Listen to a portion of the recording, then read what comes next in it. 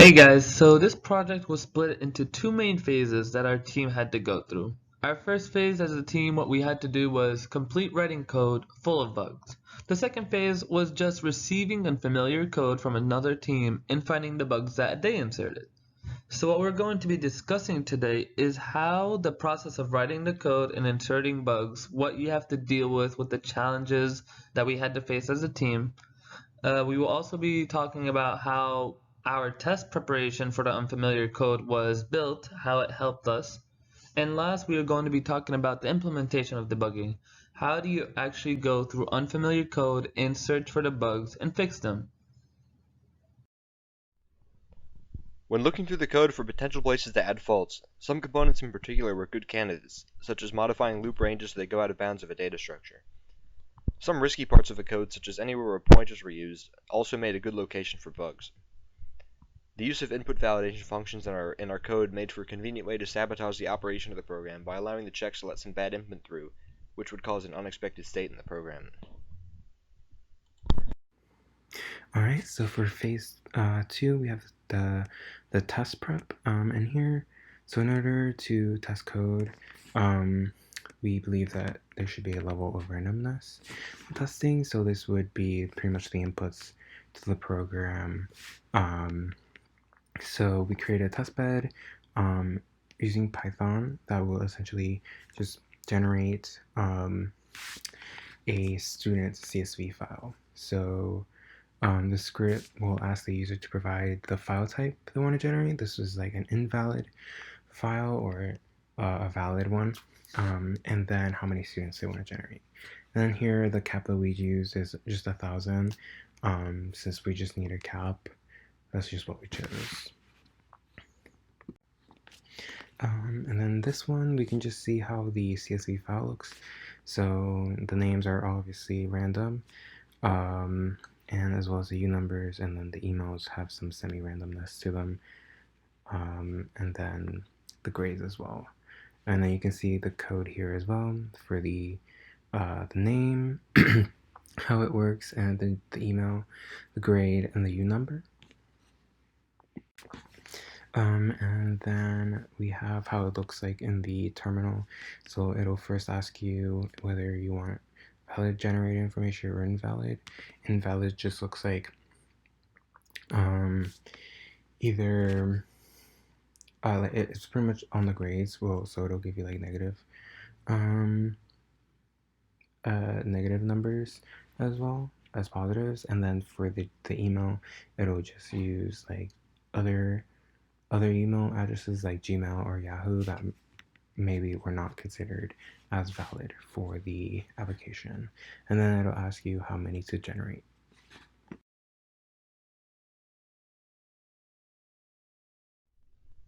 The next step is testing the code for error and debugging it to fix them. In the first part of this process, the focus was on trying to get the code to run. At first the code wouldn't compile, and once that was solved, it would simply crash when ran. To fix errors preventing compilation, the problem was generally pointed out quickly by compiler error messages. However, when the code was able to compile but would just immediately crash, the debugging process started to become a bit more involved. Since the program would crash at a certain point in execution, in order to track down the infection site, we traced the flow of execution from the main function to wherever the point in the program it crashed at. For example, by noticing that the program crashed when trying to load data from CSV, this narrowed down the code to search for the bug down to the part that handles loading data from the CSV file.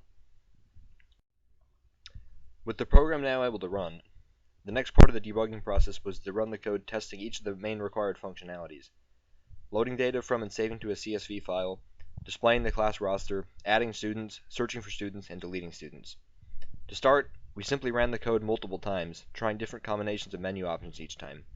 For example, selecting the option Search for Student and then picking Search by Name one run-through, and on the next run-through choosing Search for Student and then Search by Email instead. Every time a problem is encountered, a note was made of it so it could be debugged later. The modularity of the functionalities made it easier to track down infection sites when debugging, since the problem could be automatically narrowed down to a specific section of the code. So one of the most crucial part of our testing process is developing a unit test script. So what unit testing is a separate piece of code that is meant to help maintain and debug our specific code's functionalities and individual components that can make up the entire code base. And one of the main benefits that is, well, once we create all the test cases, it's easier to go back and run the same test script on the same functionalities and to see if the behavior changes and is expected. So the one that we use, the unit testing library we use, is Catch2 framework. It has a very solid and stable C++ library for it, and it makes it really easy to write test cases and quickly test CRUD components. So one thing that unit testing can help us do as the programmer is to help us, or at least to encourage us to write unit testable functionalities. And these are functions that takes an input and has an expected output. These are very imperative functions.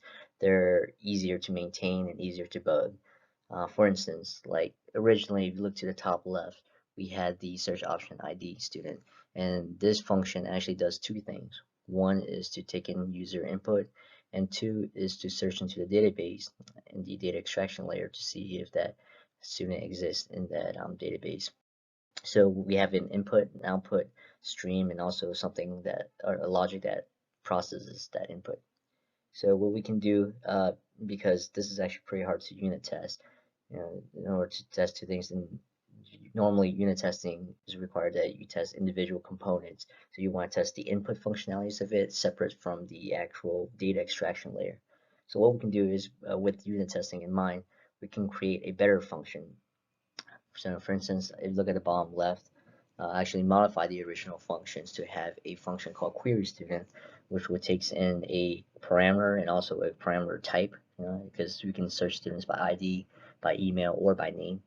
And then what that does is it will return a function from the data extraction layer, or it returns, my fault, a student from the data extraction layer. And then the outer function, the search option ID, will just simply take an input and then call that function to return a student based on that input.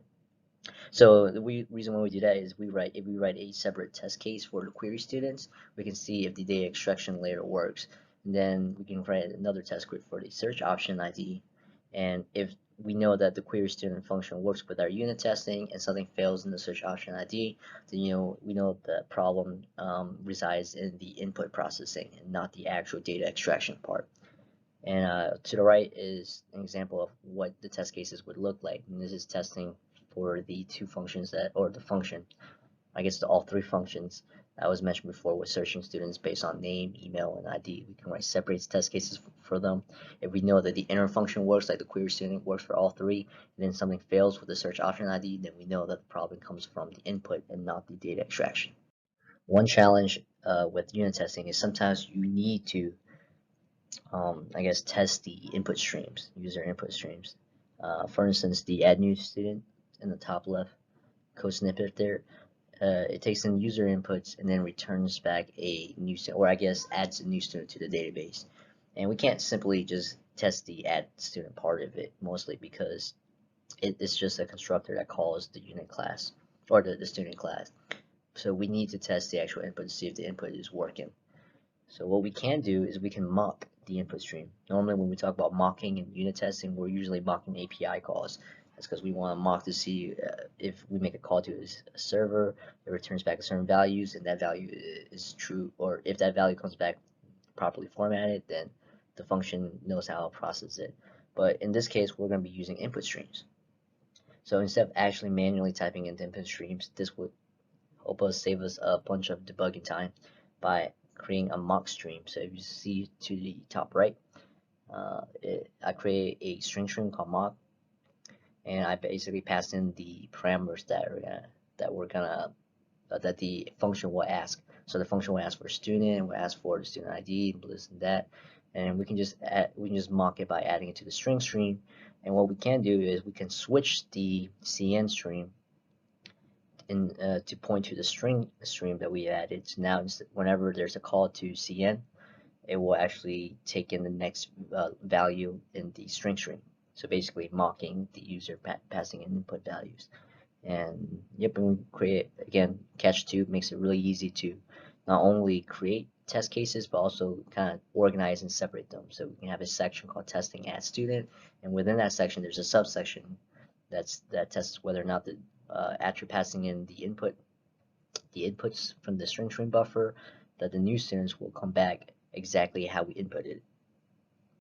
And the major benefit to unit testing is it's something that we can easily just have run automatically in the back whenever we create a new change, or whenever we finish debugging something in order to check to see if that works. We can just run the unit test.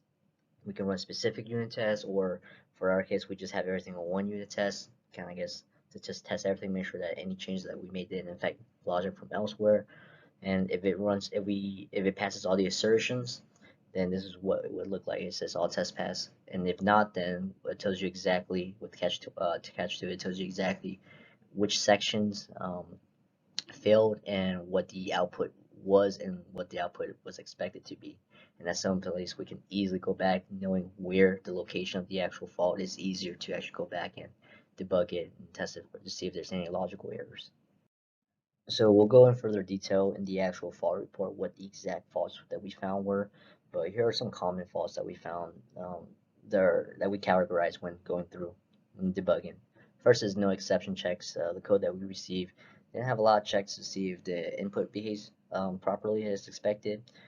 For instance, the input files, it comes in as a string, or as a string, my fault, but sometimes it parses it as an int, and there's no exception checks to see if whenever they encounter a string as opposed to an int, then something would happen. The program simply crashes, which is something that's severe. We also have simple stuff like typos and logical mistakes.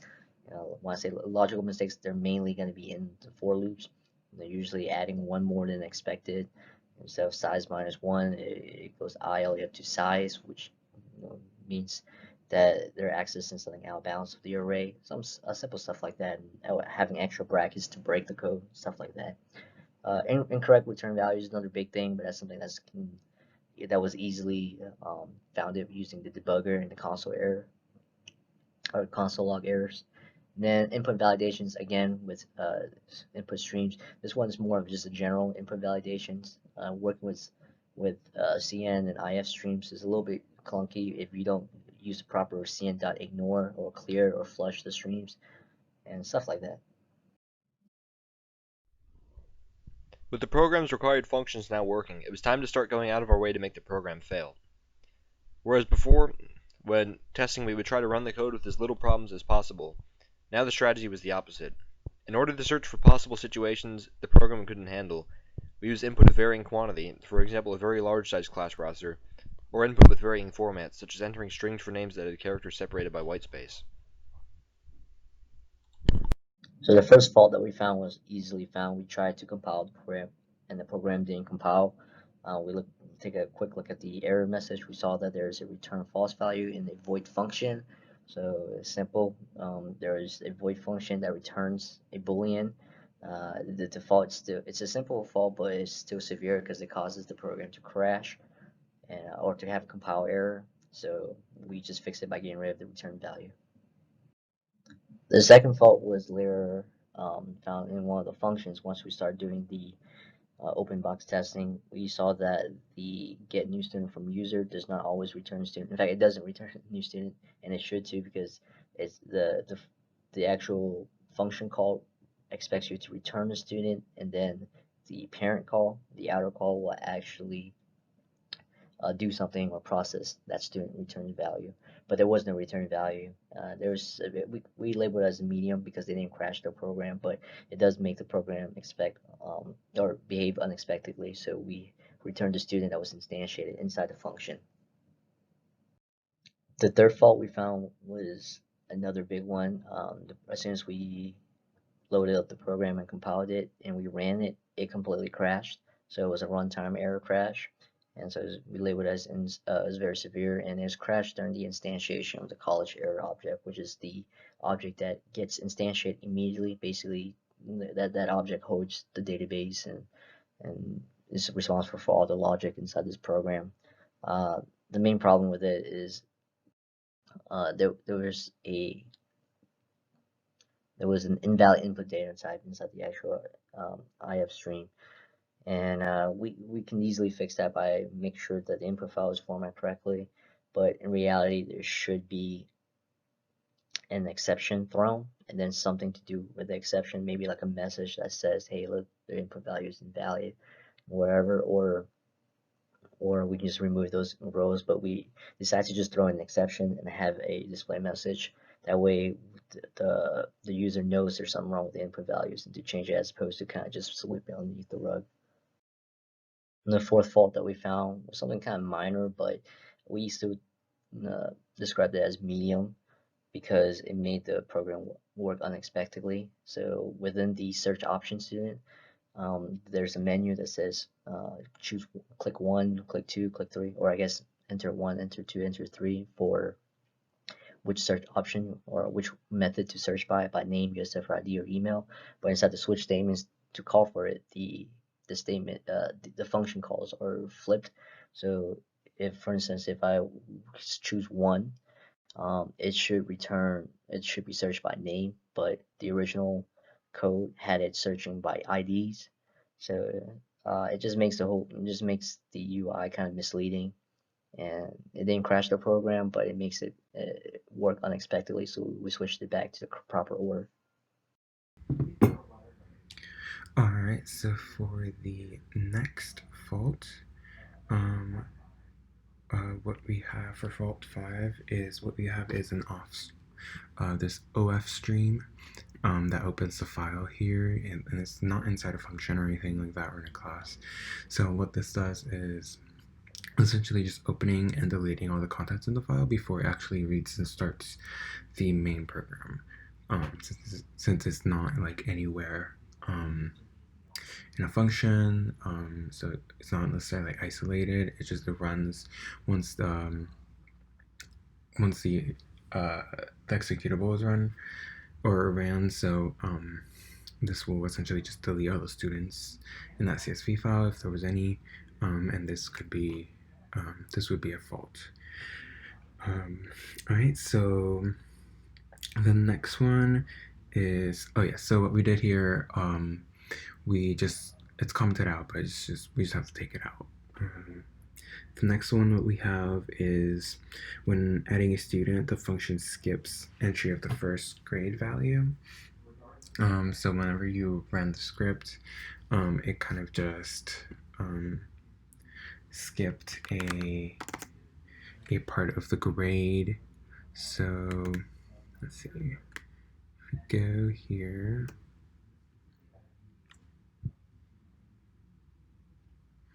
and it was in this while loop. So so it's because they were using getLine here. For some reason, getLine just kind of behaves a little weird. So we just replace this functionality with let's go with this one. Just go down real quick. So we just cend here, and then we just did a test to make sure that all the entries were float. So we just did a catch here to make sure that everything was a float and not some string that can't convert to a float. So that was the next fault. So the next fault is the search by USFID functionality did not work originally. So here, let's go back to the original file and let's quickly search.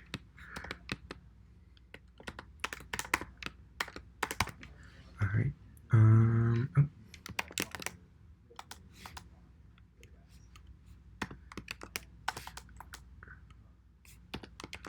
Search option by ID. So what happened here in this function, essentially one of the conditionals was incorrect. So instead of matching the student ID, it was saying that it did not match.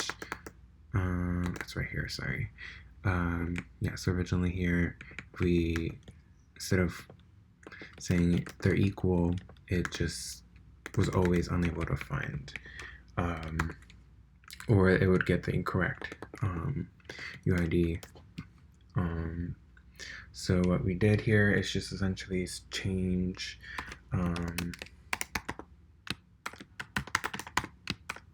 that instead of not equaling. Instead of not equaling, we just made it to equal, so that when it found a student ID, then it was able to just match them instead of the opposite result.